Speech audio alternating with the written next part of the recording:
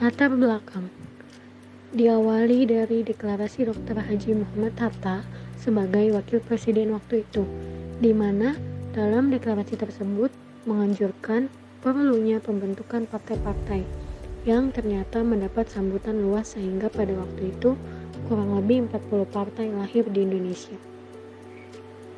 Tapi pada faktanya dalam kondisi yang seperti itu, bukannya menambah majunya sistem demokrasi di Indonesia, nyatanya kabinet-kabinet yang ada pada waktu itu tidak pernah bertahan sampai 2 tahun penuh dan terjadinya pergantian-pergantian dengan kabinet yang baru. Bahkan, menurut penilaian dari Presiden Soekarno, banyaknya partai hanya menambah masalah dan hanya menjadi penyebab gotok-gotokan. Penyebab perpecahannya dalam pidatonya, Presiden Soekarno menilai partai itu adalah semacam pertunjukan adu domba yang tidak bakalan berpengaruh bagi bangsa dan negara Indonesia. Pengertian demokrasi terpimpin, demokrasi yang dipimpin oleh hikmat kebijaksanaan dalam pemusyawaratan atau perwakilan sesuai Undang-Undang 1945.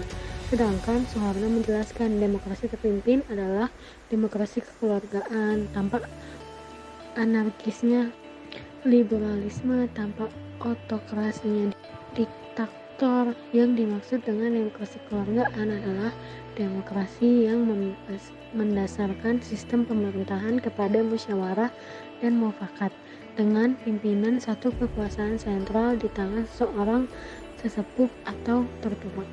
Tujuan demokrasi terpimpin: 1. Mengembalikan keadaan politik negara yang tidak stabil sebagai warisan masa demokrasi parlementer atau liberal menjadi lebih stabil. 2. Demokrasi terpimpin merupakan reaksi terhadap demokrasi parlementer atau liberal.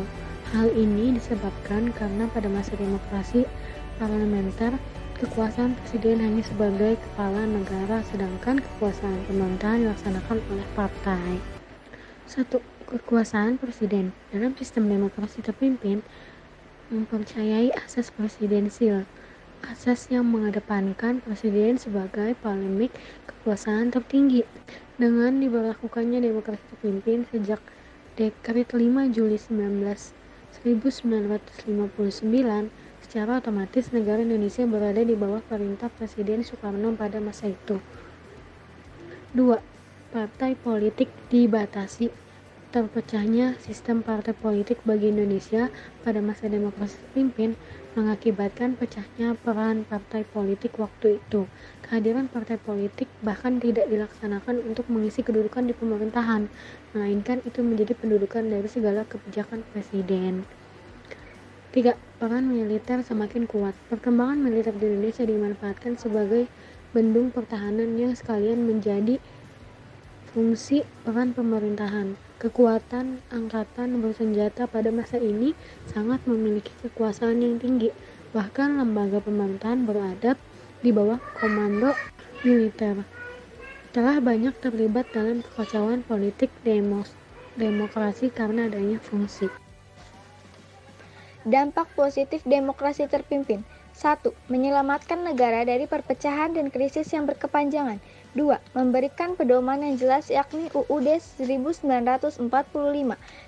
Merintis pembentukan lembaga tinggi negara yakni MPRS dan DPAS. Dampak negatif demokrasi terpimpin: memberikan kekuasaan besar kepada kepala negara atau presiden, MPR, dan lembaga tinggi negara lainnya. 2. Memberi peluang terhadap militer untuk ikut terjun ke dalam dunia politik. Kesimpulan demokrasi terpimpin: sebuah demokrasi yang sempat ada di Indonesia, yang seluruh keputusan serta pemikiran berpusat pada pemimpinnya saja. Pada 5 Juli 1959, parlemen dibubarkan dan Presiden Soekarno menetapkan konstitusi di bawah dekret presiden. Era demokrasi terpimpin yaitu kolaborasi antara kepemimpinan PKI dan kaum borjuis nasional dan menekan independen kaum buruh dari petani, gagal memecahkan masalah-masalah politis dan ekonomi yang mendesak, mendapatkan ekspor penurun, cadangan devisa menurun, inflasi terus menaik, dan korupsi birokrat dan militer menjadi wabah.